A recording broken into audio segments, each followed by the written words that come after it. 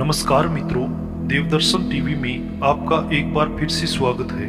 आप देख रहे हैं देवदर्शन टीवी। आज की नई प्रस्तुति में हम आपके लिए लेकर आए हैं करवा चौथ की कहानी।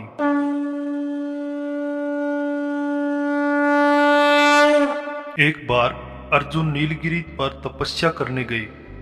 द्रौपदी ने सोचा कि यहाँ हर समय अनेक प्रकार की विघ्न बाधाएं आती रहती हैं।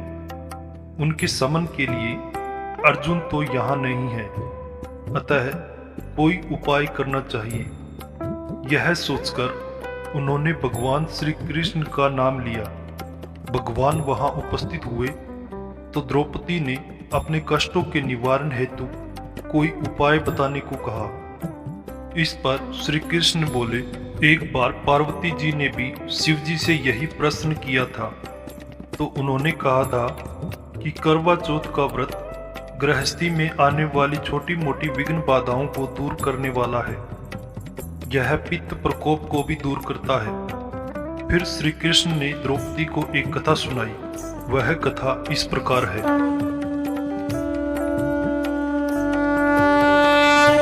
प्राचीन काल में एक धर्मपरायण ब्राह्मण के 7 पुत्र तथा एक पुत्री थी। बड़ी होने पर पुत्री का विवाह कर दिया गया। कार्तिक की चतुर्थी को कन्या ने करवा चौथ का व्रत रखा। 7 भाइयों की लाडली बहन को चंद्रोदय से पहले ही भूख सताने लगी। उसका फूल सा चेहरा मुरझा गया। भाइयों के लिए बहन की यह वेदना असहनीय थी, अतः वे कुछ उपाय सोचने लगे। उन्होंने बहन से चंद्रोदय से पहले ही भोजन करने को कहा, पर बहन नहीं मानी। तब भाइयों ने स्नेहवश पीपल के वृक्ष की आड़ में प्रकाश करके कहा, देखो चंद्रोदय हो गया है, उठो अर्घ देकर भोजन करो। बहन उठी और चंद्रमा को अर्घ देकर भोजन कर लिया। भोजन करते ही उसका पति मर गया। वह रोने लगी, चिल्लाने लगी। देवयोग से इंद्राणी देवदासियों के साथ वहां से जा रही थी। रोने की आवाज सुनकर वे वहां गई और उससे रोने का कारण पूछा। ब्राह्मण कन्या ने सब हाल कह सुनाया।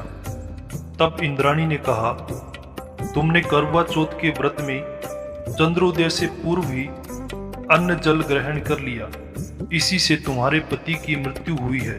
अब यदि तुम मृत पति की सेवा करती हुई 12 महीनों तक प्रत्येक चौथ को यथाविधि व्रत करो, फिर करवा चौथ को विधिवत गौरी शिव गणेश कार्तिकेय सहित चंद्रमा का पूजन करो और चंद्र उदय के बाद अर्घ देकर अन्न जल ग्रहण करो, तो तुम्हारे पति अवश्य जीवित हो उठेंगे। ब्राह्मण कन्या ने अगले वर्ष 12 माह की चौथ सहित विधि पूर्वक करवा चौथ का व्रत किया। व्रत के प्रभाव से उनका मृत पति जीवित हो गया। इस प्रकार यह कथा कहकर श्री कृष्ण द्रौपदी से बोले, यदि तुम भी श्रद्धा एवं विधि पूर्वक इस व्रत को करो तो तुम्हारे सारे दुख दूर हो जाएंगे और सुख सौभाग्य धन धान्य में वृद्धि होगी। फिर द्रौपदी ने श्री कृष्ण के कथनानुसार करवा चौथ का व्रत रखा। उस व्रत के प्रभाव से महाभारत के युद्ध में कौरवों की हार तथा पांडवों की जीत हुई। दोस्तों, कहानी को पूरा सुनने के लिए आपका बहुत बहुत धन्यवाद। ऐसे ही अन्य धार्मिक कथा और कहानियां सुनने के लिए हमारे चैनल देवदर्शन टीवी को अवश्य सब्सक्राइब करें। जय श्री कृष्ण।